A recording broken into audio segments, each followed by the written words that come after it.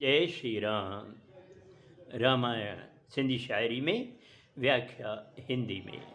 प्रश्न 35 अयोध्या कांड। इसके पहले लक्ष्मण दौड़ा दौड़ा श्री राम के पास आते हैं और वनवास में साथ चलने के लिए प्रार्थना करते हैं। उनका शरीर कांप रहा था, आँखों में आंसू भरे थे। जब श्री राम ने उनका अति प्रेम देखा तो उसको चलने की आज्ञा दी। अब बड़ा खुश होकर लक्ष्मण अपनी माता सुमित्रा के पास आता है और उनके चरणों में बैठ जाता है। अब आगे लक्ष्मण पूरी गाल बुधाई, पर चवंदी सोच इहाई।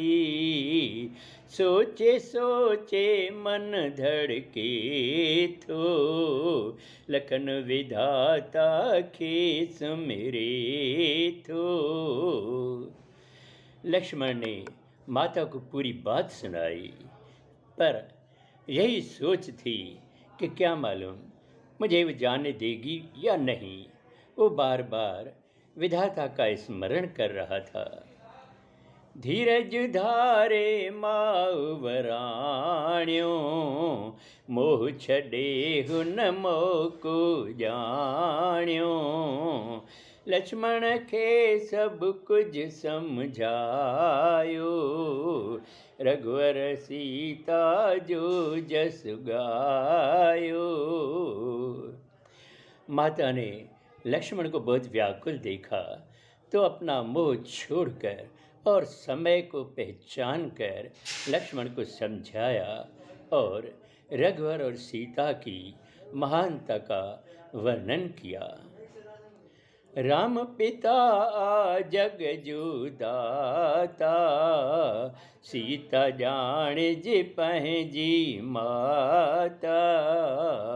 पुटकज सेवा ध्यान लगाए, वन बन पाए जो भाग जगाए।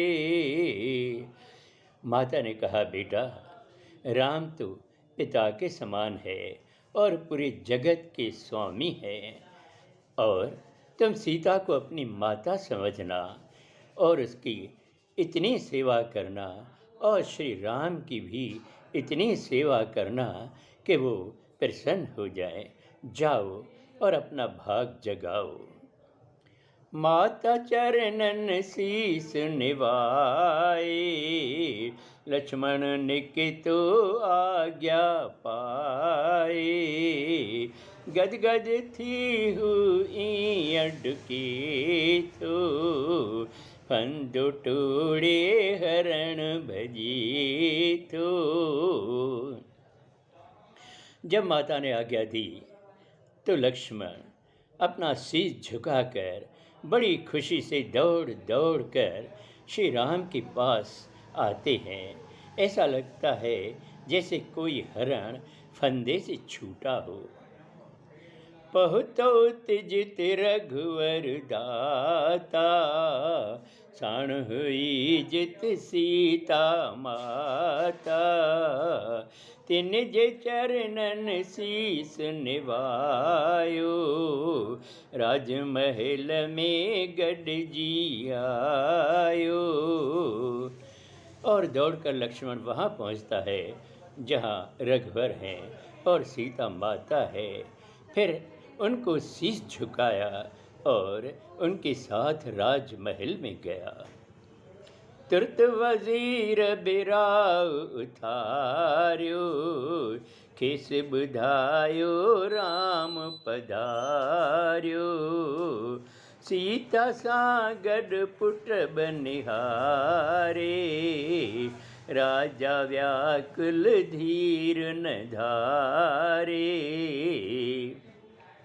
शीघ्र ही वजीर ने राजा दशरथ को उठाया और उनको बताया कि राम आए हैं।